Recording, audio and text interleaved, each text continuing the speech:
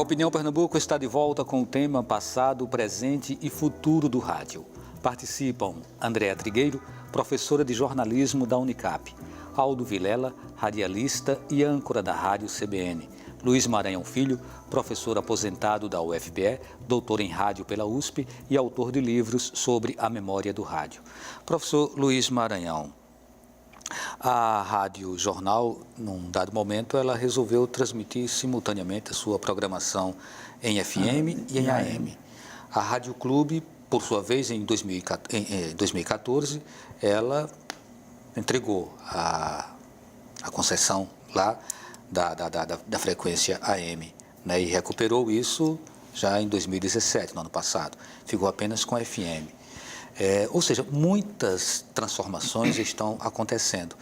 E a tendência é cada vez mais a gente se distanciar desse modelo de rádio ao qual a gente esteve acostumado durante a nossa vida.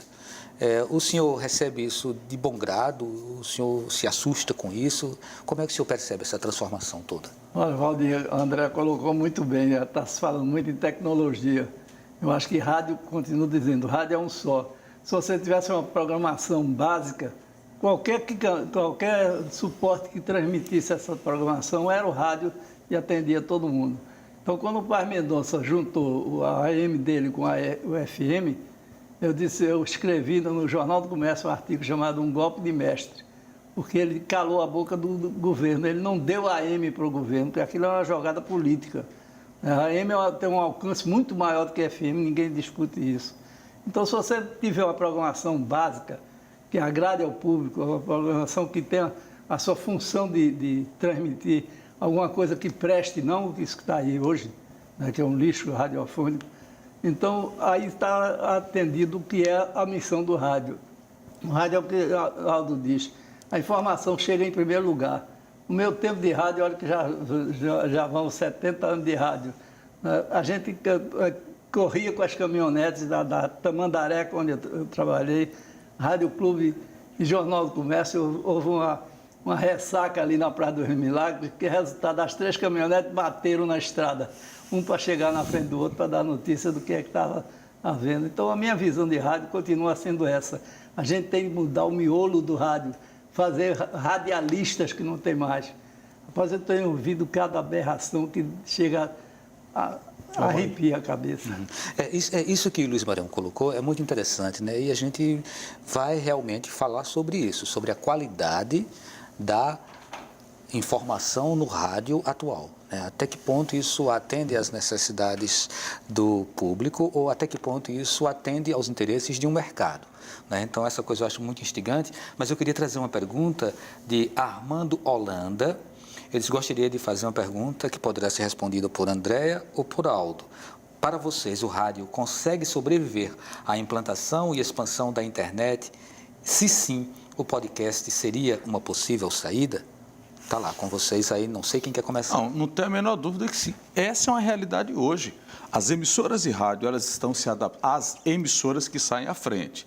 Aqui no Estado, Luiz, nós temos um problema sério de gestão, de administração nas emissoras de rádio. O rádio que está sendo feito aqui é um modelo de administração da primeira metade do século passado. Então, esse aqui é o problema. Mas hoje não dá para aceitar e não dá para competir em um mercado onde você não tenha, primeiro, uma plataforma de internet razoável, que atenda todo o conceito do rádio, os podcasts que são fundamentais, até porque hoje em dia, é preciso entender o seguinte, Luiz, o telespectador, André Valdir, o ouvinte do rádio hoje, ele não é aquele ouvinte que ouviu e perdeu. Ele quer ir lá a hora que quiser, em qualquer momento, recuperar aquela entrevista feita, recuperar aquela informação feita. Então, é preciso que você tenha uma plataforma ampla para isso. O problema, talvez, Luiz, resida aí.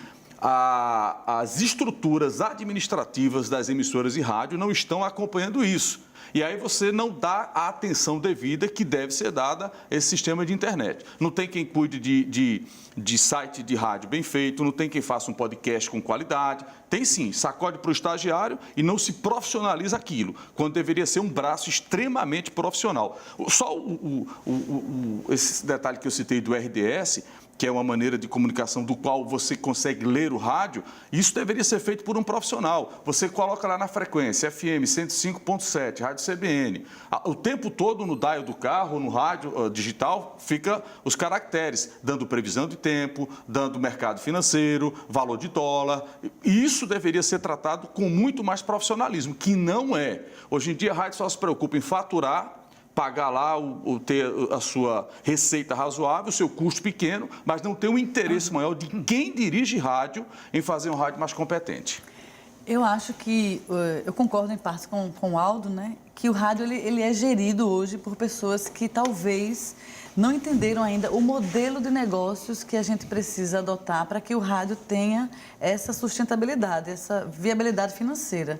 Porque a gente também não é inocente e vai imaginar que o rádio não vai precisar desse retorno, ele vai precisar disso para poder estar funcionando. Agora, na minha opinião, quanto mais a gente conseguir dialogar com essas novas plataformas digitais e quanto mais a gente conseguir entender um modelo de negócios que que exista em parceria com isso, à medida que a gente entender isso, a gente vai conseguir sobreviver bem. As emissoras, porque o rádio ele está vivo. O rádio ele não morreu, ele não está acabando, ele é pelo contrário. Se você vai para qualquer evento de comunicação que trabalha impressos, rádio e TV, o interesse pelo rádio é muito grande. Existe no imaginário das pessoas um amor pelo rádio que a gente herdou dos nossos avós, dos nossos bisavós, e a gente se encanta pelo rádio de uma maneira até inexplicável. O Brasil é radiofônico. O problema, eu acho, é o modelo de negócios. E acredito até que entre os meios de comunicação, o rádio é quem mais está conseguindo se associar à internet e se sair bem nisso, mantendo a sua programação no dial, mas ao mesmo tempo dialogando bem com a internet, seja através de redes sociais ou até de programas de rádio específicos para a internet. Hoje a gente já tem isso. Programas que não estão na programação, não estão na grade, não estão no fluxo, mas estão apenas na internet. E isso também é uma maneira de fazer rádio. Deixa eu dizer. Emissoras também, né? Tem emissoras que são produzidas... Não, toda, né? Só André, esse gancho de André aí, até semana passada, mês passado, quando não teve a sanção da flexibilidade da Voz do Brasil, a Rádio Jornal e a CBN, elas no horário da Voz do Brasil de 7 às 8, transmitiam obrigatoriamente a Voz do Brasil, mas na plataforma da internet tinham seus programas independentes. Exato, a Rádio Jornal há muito tempo, acho que há uns 3 ou 4 anos, implantou no horário na hora do Brasil... um programa de futebol, né? Acho que foi até Carlos Miguel quem criou esse programa.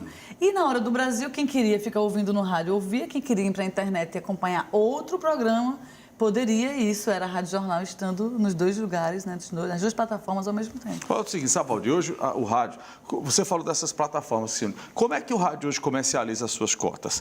Ele bota lá no plano comercial, Luiz, a rádio, a internet... Ele coloca lá, vende o pacote. No entanto, ele não faz com a mesma competência o pacote de internet que deveria fazer. Então, acha que é só o fato de botar lá um banner do anunciante e ter a página parada que vai sustentar o patrocínio. Ainda existe amadorismo nesse aspecto. Professor Luiz Maranhão, uma questão que serve também para vocês. Nós estamos no momento em que ligar o rádio tradicional, né, o rádio clássico, o rádio analógico ainda, você se deparar com uma emissora evangélica, na sua grande maioria. Eu acho que de cada 10 emissoras, no mínimo umas 7 a 8 são evangélicas. Desculpa, de 7 a 8, e o primeiro lugar do Recife em audiência é uma rádio evangélica. Pronto, então são emissoras evangélicas. Quando você sai dessa opção, aí você vai para um rádio que toca uma música brega, e nem sempre um brega de qualidade, porque tem bregas que são de qualidade também, um jornalismo policial ou futebol, ou uma informação que muitas vezes é uma informação comprometida, uma informação de rabo preso, não é? Então, o que é que sobra para a gente dentro desse cenário, professor Luiz Maranhão? Olha, Valdir, eu acho o principal em rádio se chama grade, a grade de programação. Eu duvido que a gente tenha radialistas hoje em Pernambuco com capacidade de montar uma grade radiofônica. Eu acho que quando eu e Aldo iniciamos na SAL, na Universidade, na Faculdade de Nassau, nós criamos uma rádio web, que foi pioneira. Então, nós tivemos programa esportivo disputado até pelas rádios de canal aberto, né? Porque o nosso pessoal foi sendo absorvido pelo mercado todinho. Então, eu acho que quando se autoriza um curso de radialismo, a primeira obrigação devia ser ter uma rádio na internet, ter uma rádio web para ensinar os alunos. Porque está faltando esse profissional de rádio que, modéstia a parte, nós fomos no passado. Falta quem saiba fazer uma radionovela, quem saiba optar entre um jornalismo de primeira hora, agora com o bombardeio da Síria, né? Você vê que saiu todo mundo igual. Parecia que liam as notícias da United Press, a antiga repórter essa, todo o texto igual. Fora as aberrações que já se ouve por aí. Outro dia eu vi um anúncio aí, uma notícia de alguém na Avenida MacArthur. Sabe onde é a MacArthur, não? É a Avenida MacArthur, é uma homenagem ao general inglês da Segunda Guerra Mundial, que tem lá na Imbiribeira. O locutor leu MacArthur, ele não sabe o que é. Regina Celli, não sabe latim, é Regina Coelho, a torta e a direito por aí. Quer dizer, com esse tipo de material humano, não se faz um rádio que preste. Porque a pessoa liga o rádio e desliga na mesma hora, muda de canal. Com vocês. Na verdade, a gente passa por uma crise no jornalismo, de um modo geral. As gerações estão menores, né? A gente tem trabalhado com horas extensivas, os jornalistas tendo que fazer multimídia. Hoje, por exemplo, quem vai para o rádio não vai apenas para fazer uma matéria sonora. Ele também, muitas vezes, precisa tirar uma foto ou fazer um vídeo para mostrar aquilo ali no site da rádio ou nas redes sociais. Então, o jornalismo, de um modo geral, ele se precarizou. As redações se precarizaram, a atividade jornalística se precarizou e nas redações de rádio isso não é diferente. Então, a gente tem muita gente jovem que foi gerado numa outra...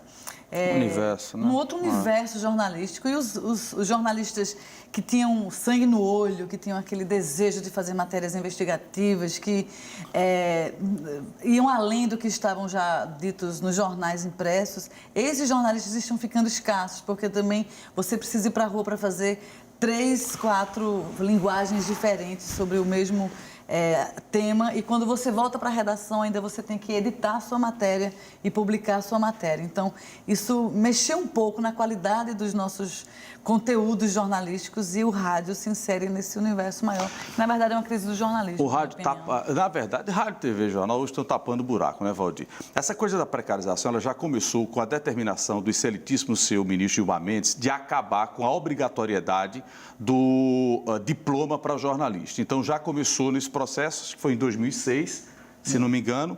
Não há mais a necessidade de você ter o curso superior para ser jornalista. Então, a maior corte do país já começa a esculhambar tudo, então esse processo, desde 2006, a gente vem sofrendo. Partindo disso, os donos, os gestores de emissoras de rádio comercial se acharam no direito de fazer a contratação que quer, de achar que deve contratar qualquer pessoa para fazer tudo. E aqui no Recife, estou falando da realidade do Recife, a gente chegou no fundo do poço, com o Diário de Pernambuco, que é um jornal centenário, praticamente fechando, demitindo todo mundo, tratando o jornalista como lixo, essa é a verdade. Outras redações também. Se o jornalista hoje não for multi, eu acho que o jornalista tem que ser multi. Ele tem que fazer absolutamente tudo. Acabou também, Maranhão, aquela coisa do jornalista que só faz um tipo de coisa, Valdir. Você tem que fazer muitas outras atividades. Agora, você deveria, em tese, ser remunerado para isso, não é? O que não acontece. Então, o momento para o jornalista, seja do rádio, seja da TV, seja do jornal, ele não é bom. Ele não é bom. Agora, por outro lado, você tem o advento das mídias sociais, é o que eu falei no início. Hoje, você está formando o profissional de comunicação ampla. Aldo, né? Aldo, e a questão da orientação editorial? Né? Me parece que as emissoras, elas têm um manual, têm um código de ética próprio, né, de conduta, que muitas vezes atendem apenas aos interesses dessas emissoras e dos seus proprietários. Não existe mídia livre. Não existe esse tipo de jornalista que, não, eu estou nessa empresa aqui, eu tenho liberdade para fazer tudo. Não existe liberdade. Toda rádio tem um dono, ou não? Vamos ouvir o professor Luiz Moreão. Olha, Valdir, eu falo de cadeira, porque eu entrei em jornal em 1948 no Diário de Pernambuco. E sempre foi assim? Sempre a gente teve independência do que escreve. né? Porque a invenção do copydesk, ou seja, a macaquice do que se fazia nos Estados Unidos, acabou praticamente com a qualidade do jornalismo brasileiro. O maior crime que se fez contra o jornalismo brasileiro foi a tal da pauta. A pauta é um cidadão com todos os poderes na mão que mandou o repórter para a rua, ele não sabe o que está se passando, porque ele está no ar-condicionado bem frio lá, e o pobre do repórter se matando na rua. Eu disse outro dia numa palestra, o pessoal não acreditou, que no Diário de Pernambuco, nos anos 50, quando eu comecei, nós éramos 12 redatores para botar o jornal na rua, melhor do que o jornal que tem hoje. Porque não tem esse negócio de fazer 3 matérias, não. Você trazia matéria da rua. Muitas vezes eu fui uma vez no casamento levando minha família e vi uma batida, um ônibus pendurado na ponte, mandei o carro seguir, eu fiquei para fazer a matéria, mandei chamar o fotógrafo do jornal. Quer dizer, hoje em dia você não tem opinião no jornal, todo mundo tem uma coluna. O dono da coluna é um jornal à parte ali dentro. Quer dizer, a pauta acabou com isso, porque quando eu cheguei na gloriosa Revolução de 64, que eu chamo o golpe de 1º de abril, eu cheguei no Rio de Janeiro praticamente como exilado, fui trabalhar no Diário Carioca. Era um jornal de combate mesmo. A gente não tinha pauta, a gente ia buscar a notícia. Certo. Veja bem, o rádio, ele tem uma influência, que é uma influência de interesses, que passa por interesses políticos, não é isso? E tem uma pergunta aqui também, a pessoa não se identificou, mas ela perguntou se até que ponto o rádio ainda influencia na política brasileira. Então, são duas coisas, né? Uma é até que ponto o rádio ele é influenciado pelos interesses políticos e até que ponto esse rádio editorialmente influencia na política, que é a pergunta dessa telespectadora. Olha, então, está colocada a questão. Eu não tenho o tempo dos meninos, né? Eu sou mais nova, mais recente. Eu cheguei em 90, no primeiro veículo de comunicação que eu trabalhei, que foi a Rádio Jornal. Eu nunca vi, e de lá para cá eu fiquei dialogando com rádio, com TV, pouco com impresso, mas eu nunca vi uma ingerência tão forte da publicidade dentro da redação. Sempre a gente teve o departamento comercial e o departamento de jornalismo distintos, com uma certa distância. O que eu vejo hoje é que o departamento comercial está dentro das redações, afetando sim os conteúdos, as abordagens das matérias que vão ao ar. Cada um de nós aqui pode ter alguns exemplos para contar, mas o fato é que isso cai a qualidade do produto que a gente consome, do produto jornalístico, porque se o comercial, a publicidade ditam o que vai ser veiculado, você já entende que o jornalismo, ele não é o elogio, o jornalismo é a crítica, a publicidade é que é o elogio. E aí, se essa crítica está sendo gerida por quem faz a publicidade, a crítica fica muito comprometida. Agora, eu acho que é uma via de mão dupla. Eu acho que ao mesmo tempo em que somos influenciados por essas políticas de comunicação que atendem a interesses econômicos e políticos, a gente também influencia de alguma forma essa sociedade que está aí por essas mesmas políticas com objetivos financeiros e políticos que estão na publicidade do veículo que a gente trabalha. Então, a gente acaba sendo... O que nem sempre representa a expressão com liberdade daqueles profissionais que estão usando o microfone. Inclusive, né? essa semana a gente teve um exemplo do Chico Pinheiro, né, que vazou um áudio aí de WhatsApp e que ele tem uma posição diferente. Só para fazer o registro, a Eduarda Prazinho, ela tinha feito também uma pergunta que era um pouco em cima dessa sua resposta. Pode-se dizer que hoje o rádio perdeu espaço e relevância cultural por causa da publicidade? De certa forma, tu já trouxesse um pouco agora dessa resposta. Agora você pediu muito, viu, da linha editorial. A gente faz o intervalo e, na volta, eu passo a palavra inicialmente para ti, Aldo, aí tu complementa, ok? Então, a gente volta daqui a pouquinho.